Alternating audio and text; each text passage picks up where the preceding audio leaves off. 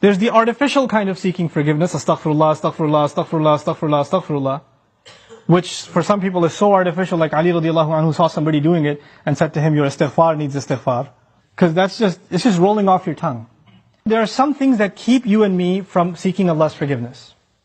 It has to do with expectation. Some people deep in their mind have internalized that I have done way too much messed up stuff. Allah probably doesn't like me very much. Some people even go as far as to say, I've heard them say, Allah hates me. Allah hates me. Allah doesn't like me. Allah is angry with me. I've done a lot of bad things. I knew Allah doesn't want me to do this, and I did it anyway, and I did it over and over and over again. So I'm basically off of Allah's good books. My prayers don't mean it. And when people internalize that, you know what they do? I'm a bad person. Could you make dua for me? Because I'm disqualified already. So you need to make dua for me.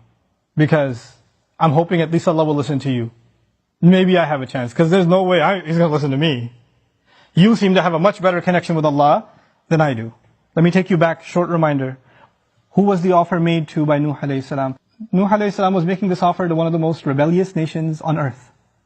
Continuously rebellious. And he said, if you can just come ask forgiveness, not only will Allah give you forgiveness, He'll open up the world for you. In other words, you don't get to write yourself off. You don't get to say about yourself, I'm too far gone.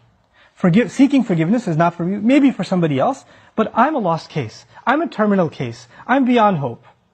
I'm already done for. If anything, my mom will make dua for me. Or this one will make dua for me. And this is where shaitan comes. Shaitan uses that. When shaitan, he takes advantage of the hopelessness of people, and that's one of the doors to shirk. You know that? One of the doors to shirk. Why? Because then religions come, false religions come that say, you're too messed up, let Jesus forgive you. You be good to Jesus, He'll take care of God for you. He'll be in between. Or they'll place somebody else in between. This saint, go to his grave. Go ask him, be good to him, put some chocolate in front of his grave, and he'll ask Allah to take care of your problems. Because you're too messed up. You can't deal with Allah, He's too angry with you. He, however, was in Allah's good book, so you go through him. This is how shirk opens up.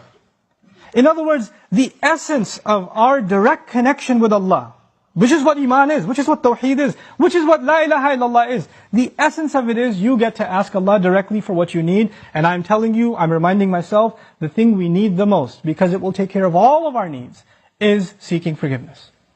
Now, there's a seeking of forgiveness by the tongue, and there's a seeking of forgiveness by the heart. Human beings tend to be defensive. If I criticize you for something, hey, I saw you said that. Why did you say that? I didn't mean it like that. You don't understand what I was going through. Excuse me. You don't even understand the whole story. Hey, I noticed that you did this. You get defensive immediately. بَلِ الْإِنسَانُ عَلَى نَفْسِهِ بَصِيرًا وَلَوْ أَلْقَى مَعَاذِيرًا. Human beings have good view of themselves, but they make lots of excuses. They keep throwing excuses. If you're going to seek Allah's forgiveness, you have to find a time. It doesn't matter if you don't know Arabic, and you only know Punjabi, and you only know Bangla, or Bahasa, or English, or it doesn't matter. You speak to Allah, and you genuinely admit to Him what you've done wrong, and don't make excuses. It's really hard to do that. Because even when you stand in the mirror, you lie to yourself.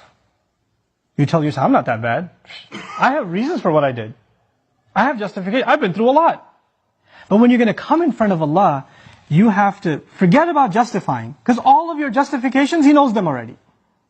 He knows what you were going through. He knew it was a tough time. He knew that this was overwhelming you, that was overwhelming you. I was under a lot of stress, Ya Rab, that's why I drank. Don't give Him the reasons. He knows your reasons better than you do. You need to come to Him openly, without any filters, without any hesitation, with no guard, with no shame. You're embarrassed to even admit this to anyone until you completely, openly admit to Allah how messed up you've been and how you've messed up. Completely openly. And as you do it, let me tell you, as you start verbalizing those things, I would be hard pressed to think tears are not going to roll down your eyes. It's impossible for a human being to open up so vulnerable before Allah, before anyone, and especially Allah, to open up so much and then not believe, not have tears roll down their eyes. Because it's a moment of weakness. To the world, you have to show yourself as strong and confident and you're just fine. Everybody sees you and thinks everything's okay. But the only one who gets to know nothing is okay, there's a lot of problems, is Allah. You have to open up to Him completely, and then you're going to be in a position to ask for forgiveness. Then you get to beg in sajda. Then it turns into something else. Then it's not just astaghfirullah, astaghfirullah, astaghfirullah. It's a real conversation with Allah. It's a real confession with Allah Azza wa Jal. That's a powerful, powerful thing. Try it for yourself. You have to find time alone to yourself. You have to make sure nobody else is listening.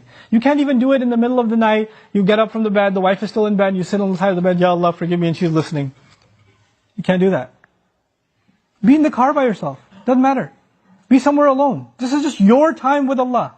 Your alone time with Allah. And verbalize it. Hear yourself say it. There's one thing to just whisper it. And if you're just going to memorize a bunch of du'as in Arabic, and you don't even know what they mean, and just recite them,